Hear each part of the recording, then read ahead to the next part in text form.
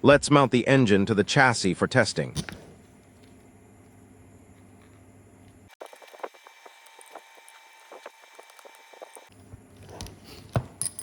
This one is Kyosho Super 10 FW03 chassis.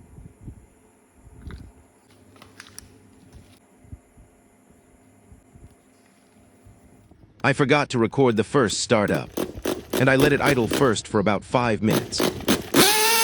This one is the second start. We are going to tune it up.